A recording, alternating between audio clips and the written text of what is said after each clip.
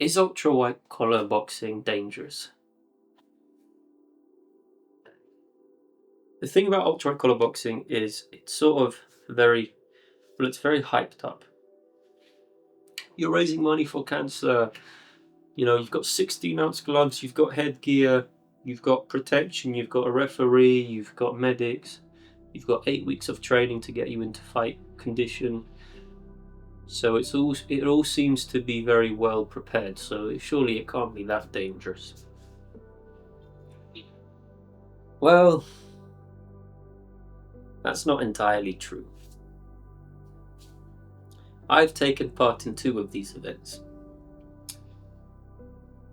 and they are dangerous.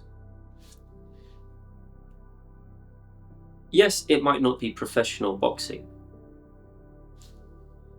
but you're still getting people to swing at each other for 3 rounds. You need to think about this. If you've signed up for ultra collar boxing, or you're planning on signing up, your opponent is someone who's been literally dreaming about knocking you out in front of all of their friends, and now they're given all the permission in the world to try to accomplish that for 6 minutes. They're told, yeah, here's your opponent, try your best. That's what you're going into the ring to do. So that's dangerous. It's dangerous. Anyone who says it's not dangerous is lying. However, there are ways to avoid the danger, and that mainly comes from yourself. Actually, but before I talk about that, I just want to talk about another thing regarding the danger. People say, okay, but there's preparation. There's 8 weeks of preparation. Yeah, but you usually have 1 or 2 coaches maximum who are trying to coach a group of 40 plus people. Yes, by week 8 you will be in better condition than you were in week 1, but that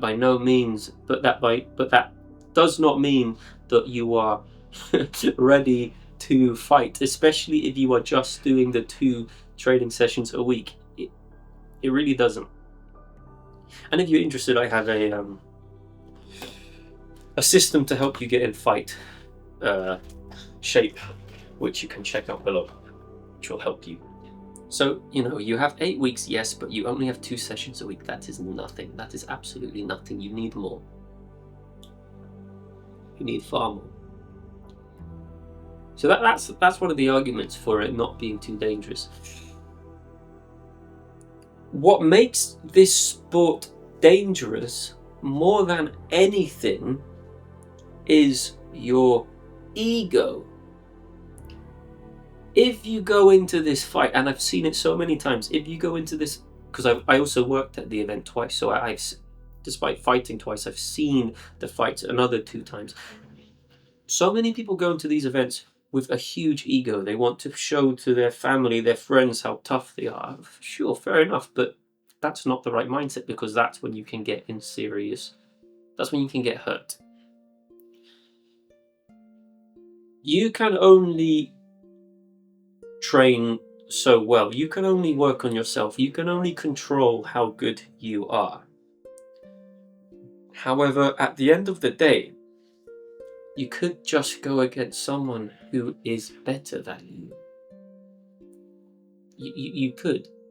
And if that happens, and they're hitting you over and over and over again, and the referee isn't stopping the fight, that's when the danger can be real.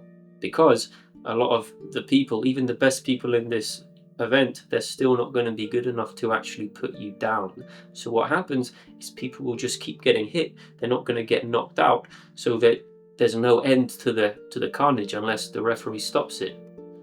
And you are not going to take a knee yourself, because you couldn't possibly want to be seen as weak in front of everyone.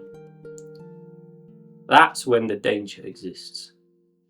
That's when it gets very dangerous.